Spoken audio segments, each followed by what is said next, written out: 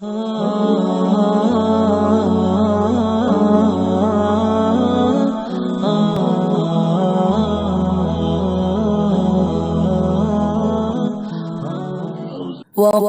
جاء الحق وزهق الباطل إن الباطل كان زهوقا۔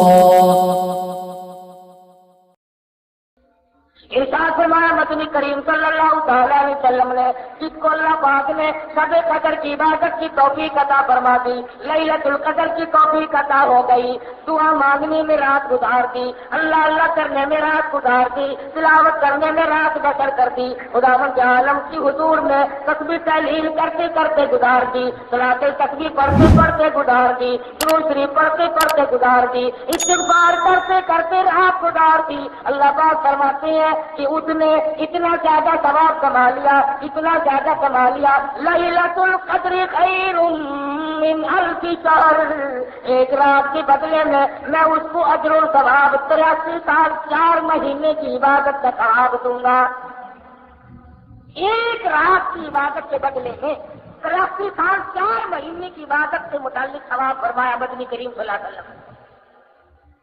اور جس کی رمضان المبارک کی آخری 10 راتیں عبادت میں گزر گئی، گویا اس نے 833 برس کا زمانہ مکمل عبادت میں گزار دیا۔ اور ارشاد ہے حضور اکرم صلی اللہ علیہ وسلم کا کہ پہلی امتوں میں سے کسی کو بھی شب قدر عطا نہیں ہوئی۔ کتنے نبی آئے، کتنے رسول آئے، کتنے پیغمبر آئے، کتنے بھی اللہ کے برگزیدہ پیغمبر تشریف لائے، کسی امت کو لیلۃ القدر عطا نہیں ہوئی، کسی امت کو شب قدر کی رات نہیں ملی۔ حضور فرماتے ہیں یہ میری امت کے لیے خاص انعام ہے۔ اور یہ انعام ہوا کیسے؟ اس کا سبب کیا بنا؟ علماء اکرام نے یوں لکھا ہے کہ حضور اکرم صلی اللہ علیہ وسلم نے بیٹھے بیٹھے یوں سوچا کہ پہلی امتوں کے لوگوں کی عمر ہزاروں سال، 500 سال، کئی سو سال عمر ہوا کرتی تھی ایک ایک امتی کی، اور حضور نے دیکھا کہ میری امت کی عمر 60 سال، 65 سال، 50 سال سے زیادہ نہیں، تو یہ ان امتوں کے مقابلے میں قیامت میں عبادت کے میدان میں شرمندہ ہوں گے۔ میرا امتی ان امتیوں کے مقابلے میں شرمندہ ہو جائے گا کیونکہ عمر کم ہے، اگر رات دن عبادت بھی کرے پھر بھی مقابلہ نہیں کر سکتا۔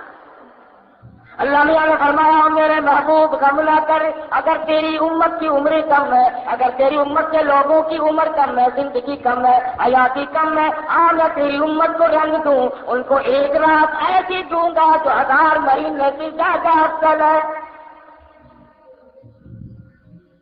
نبی کریم صلی اللہ تعالی علیہ وسلم نے فرمایا بنی اسرائیل کا ایک آدمی 1000 مہینوں تک اللہ کی راہ میں جہاد کرتا رہا، اس کا ذکر کر کے نبی کریم صلی اللہ علیہ وسلم کے دل مبارک میں خیال آیا میری امت محروم رہ گئی، نہ 1000 مہینے کی عمر ملے، نہ اتنا عبادت کر سکے۔ اللہ پاک نے فرمایا لیلۃ القدر خیر من الف شہر، اور میرے محبوب گھبرانا غم نہ کر، میں تیری امت کو ایک رات ایسی عطا کروں گا جو 83 سال 4 مہینے کے مقابلے میں ایک رات بن جائے گی۔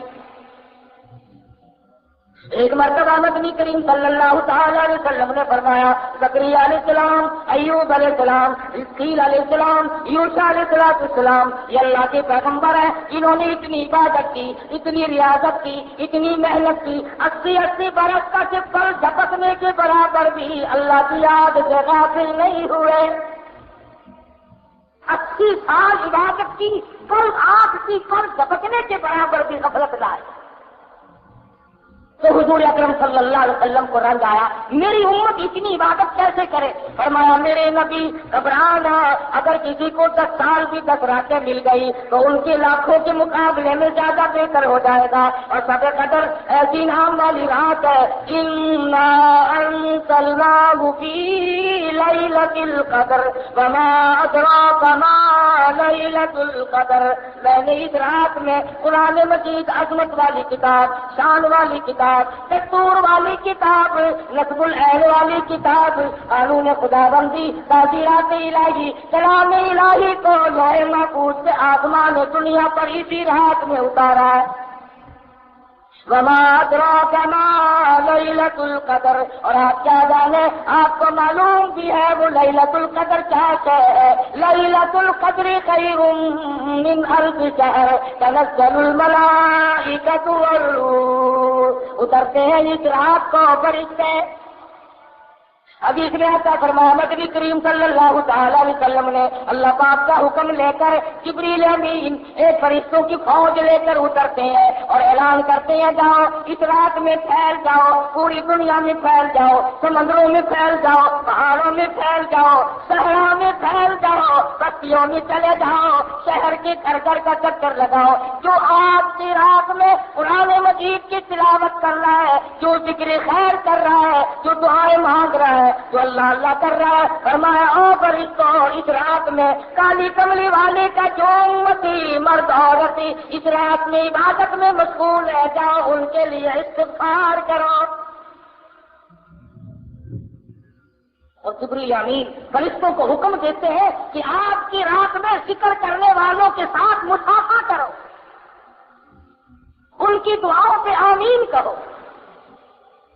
حدیث میں آتا فرمایا نبی کریم صلی اللہ تعالی علیہ وسلم نے اللہ پاک عرش عظیم سے آسمان دنیا پر نزول فرماتے ہیں اور ندا کرتے ہیں، اور میرے بندے ہے کوئی جس کی روزی میں کمی ہو، آج جھولی پھیلائے میں فراخ کر دوں۔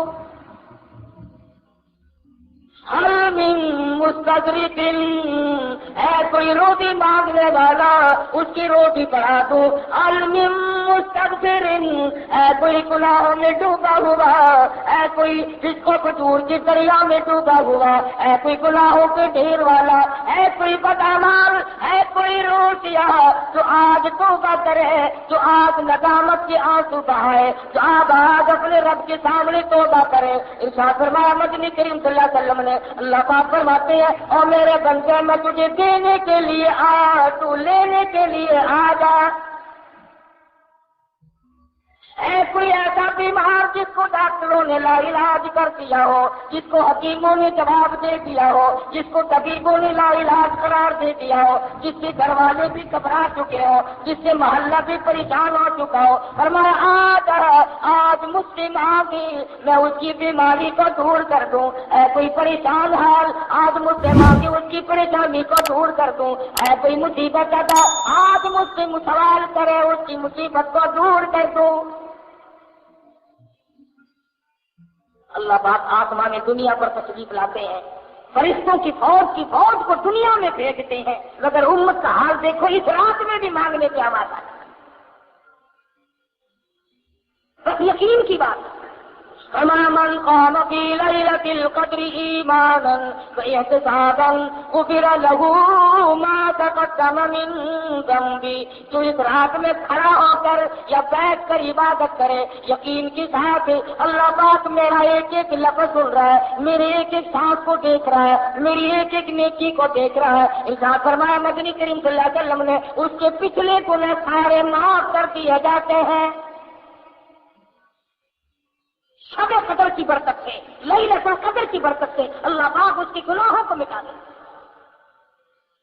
امام الانبیاء محبوب کبریا حضرت محمد مصطفیٰ صلی اللہ تعالی علیہ وسلم نے ساری عمر مبارک میں رمضان المبارک میں اعتکاف فرمایا، شب قدر کی طرح کی